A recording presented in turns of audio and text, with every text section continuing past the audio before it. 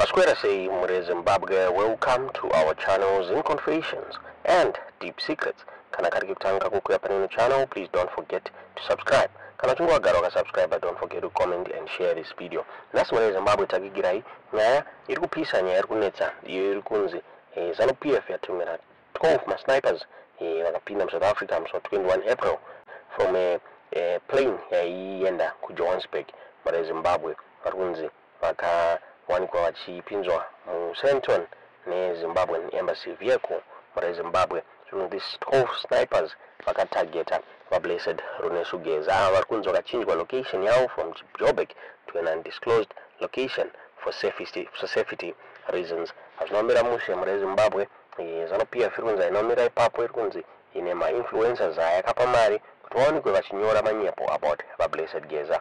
Zirikunzi pane ma-ladies akabhadha zvakare mari from South Africa kuti vaonekwe vachipomera vageza mhosva yerap muri Zimbabwe. Azvinomira mushe nyaya yaburitswa neThe Zim Global Eye vachitaura ivo vachiti Zanu PF sends trolls and assassins targeting Blessed Geza. Exclusive details can reveal that a faction royal to Mnangagwa is looking for Geza's whereabouts in South Africa, or perhaps create more crap charges using South African ladies. Information revealed shows that Zanu PF proxies have been scouting for local ladies in Johannesburg to probe on Comrade Geza, who is living in posh suburbs of Gauteng. However, Geza has since censored his location and moved out of the economic hub city for safety. A team of 12 snipers entered into South Africa on the 21st of April from Johannesburg-bound flight and were whisked away by a Zimbabwe embassy vehicle to a Senton location, meeting senior ANC members and some SAPS officers in regard to their mission. In a conversation which ensued in a leafy hotel of the splash suburbs of Senton, Johannesburg, members of the Interpol Zimbabwe wanted a high-profile operation on Geza and a classic arrest on the veteran soldier, but were stopped by the ANC government, citing human rights violations. Comrade Geza is safe and has since been placed in a secret secured location in SA, but has been moved out of Johannesburg for security reasons. The effort by Zanu PF agents to clobber on Geza holds that Zanu PF unity is hung by a thread amid various serious divisions at play. Efforts to reach SAPS proved fruitless as we continued to be transferred from one court to another. Johannesburg has always played a pivotal role in regime change agents using it as a hideout from assassins. 2 years back, a Burundi diplomat in exile in Johannesburg was shot at the Senton City Hotel by Burundian nationals in a political operation for power angles. The Zimbabwean embassy in Pretoria and the Chancellor office in Eastgate were not reachable at the time of writing. Nomabulitso yatwa nyaya iyi muri Zimbabwe neThe Zim Global Eye tingazive kuti munoiona sei nyaya iyi zvinomira mushe muri Zimbabwe. Zvikunzi chabhondoka chaputika. They are looking for Geza muri Zimbabwe. Vabuda zvakare vachitaura about nyaya influencer yabuda achitaura iye achidzorera mari from vanhu vanga vamubhadhara kuti awanikwe achinyora damaging article about Geza. Vabuda vachitaura kuti someone had offered to pay South African influencers large sums of money to smear Zimbabwean veteran Blessed Bombshell Geza. Many South African influencers have refused, and those who had agreed have returned the money after realizing who Geza is, and that is not what they were being paid to say he is.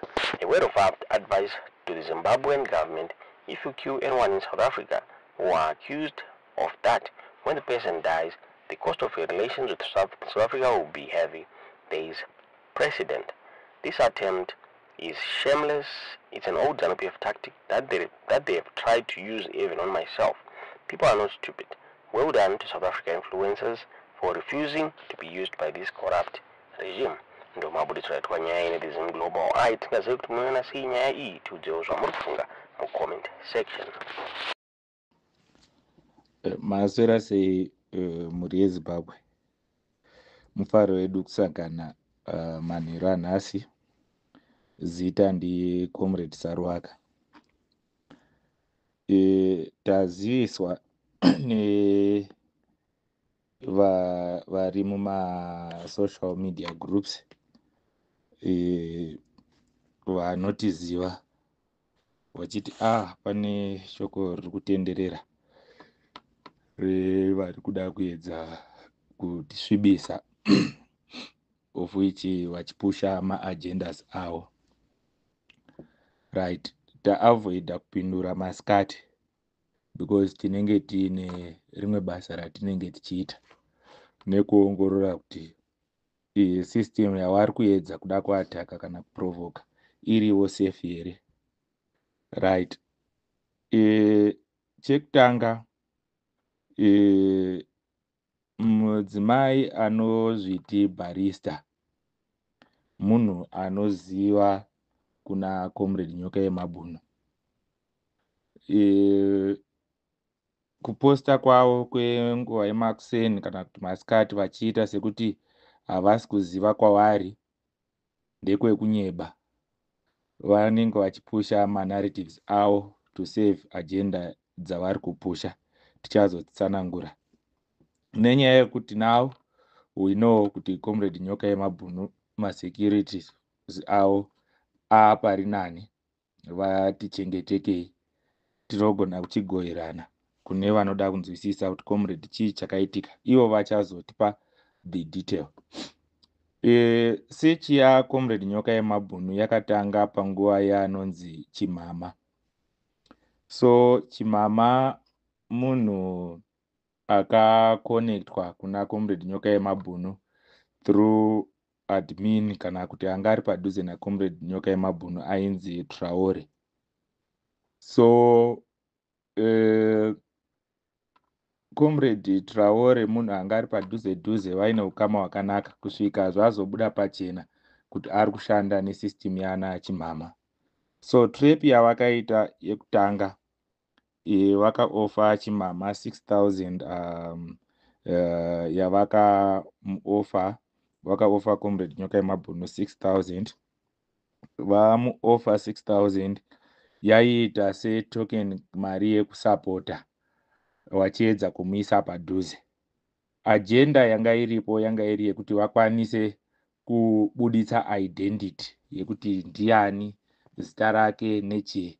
So agenda iyoyo yakabudirira yaChimama naComrade Traore yakabudirira. Vakakwanisa kuidentify kuti who is Comrade Nyoka Yemabhunu, zita ravo repachitupa nezvese, vachibva vakwanisa kuita nemavideos vachibuditsa footface yavo. Then isisi patakazoziviswa naComrade Nyoka Yemabhunu kuti ndaitwa trap, the damage yanga yatoitika kudhara, hatina kukwanisa kuzobatsira ipapo. But takatraya kuti no, chiitai masecurities enyu kuti ange ari pari nani. Vakati aiwa, isisi tichaedza nepatinogona.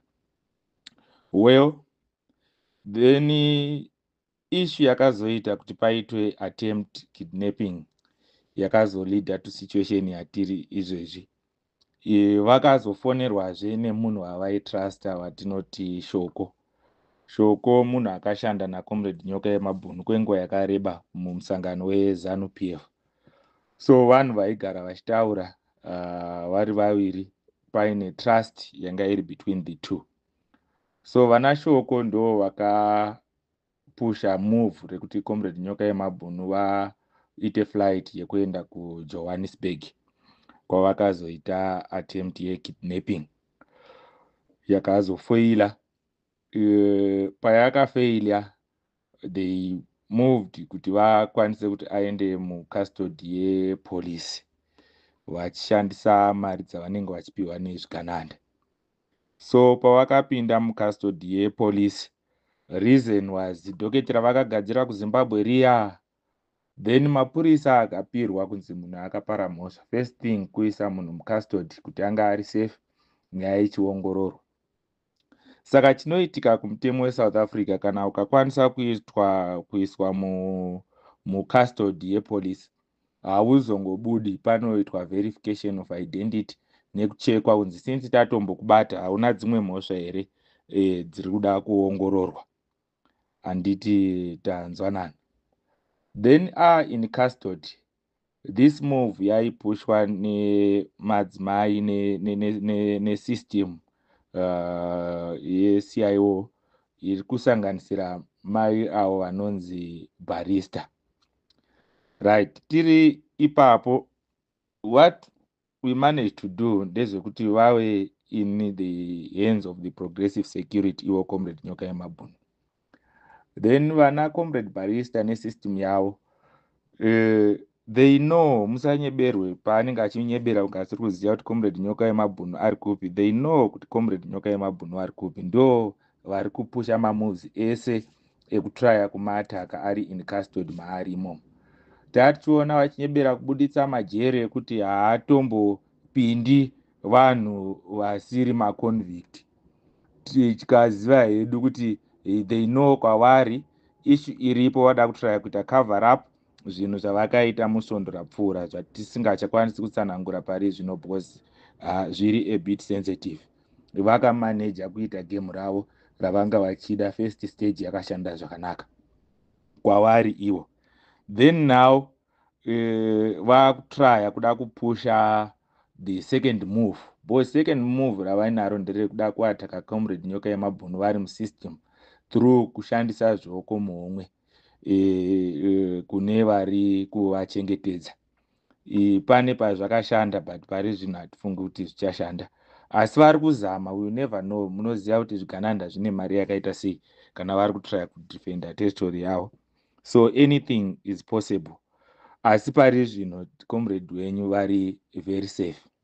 So push imwe yavanga vachiita ndeye kuda kuona kuti move yavari kutaura kuseni iya isisu tichavapindura here. Taregedza kuvapindura for a purpose because we knew kuti vane manarratives avari kuda kupusha. Saka tati chimbotisiyai tifocuse nezvimwe zviri emergency then tichazovapindura. Ndosaka tauya kuzovapindura pari zvino. So issue iripo ndeyekuti they are making attempts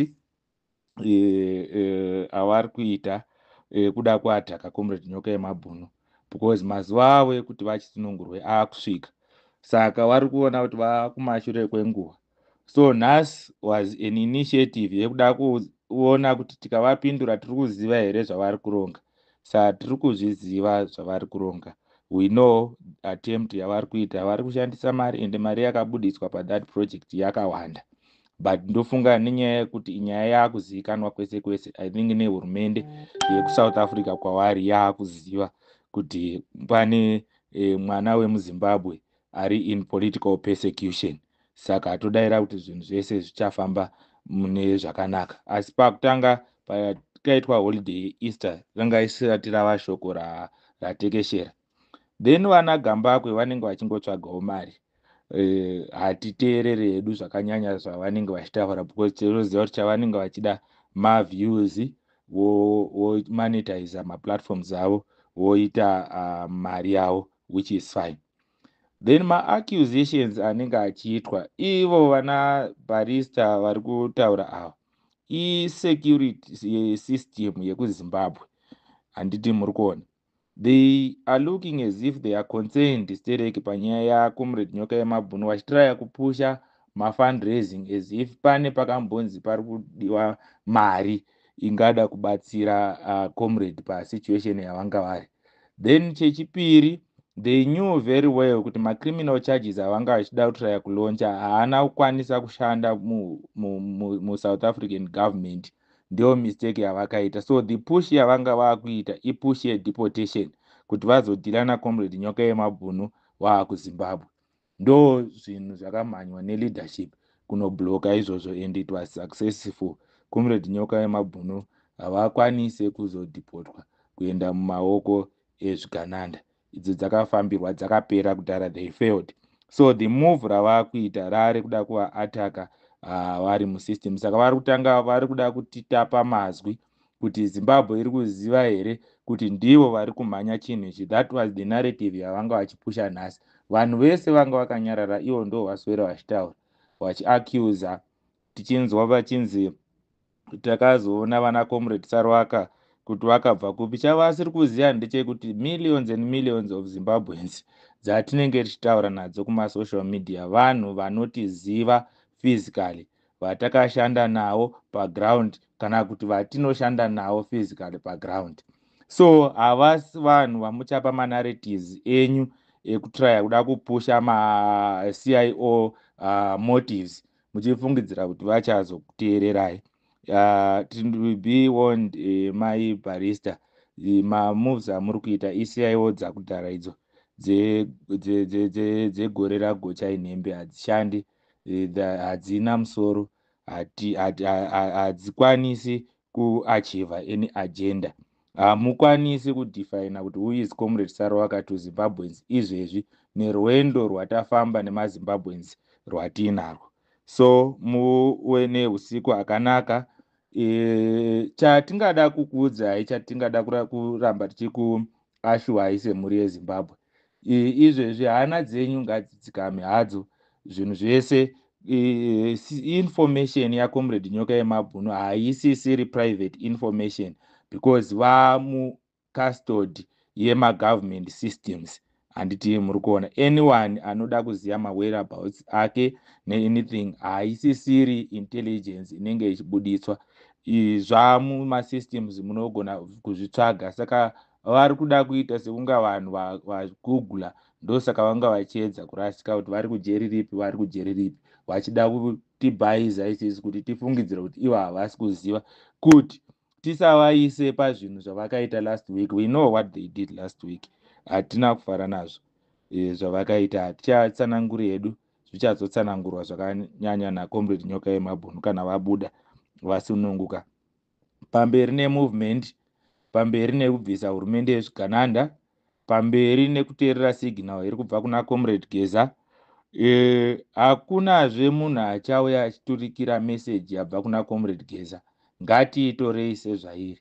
Comrade Geza message yavo haina anything chiri kuincite violence. Saka ngatizoregerei kuti kana vapedza kuadresa totanga kushare, kucirculate mamessages anenge achincite violence, tichiteedzerera system inenge ichitungamirira kuitira kuti inzi demonstration iyi haisi pamutemo, nekuti vanhu ava vari kuthreatena violence. Vanotanga kuthreatena violence vachiita kunga sevari kuside kwaComrade Geza ndo maCIO.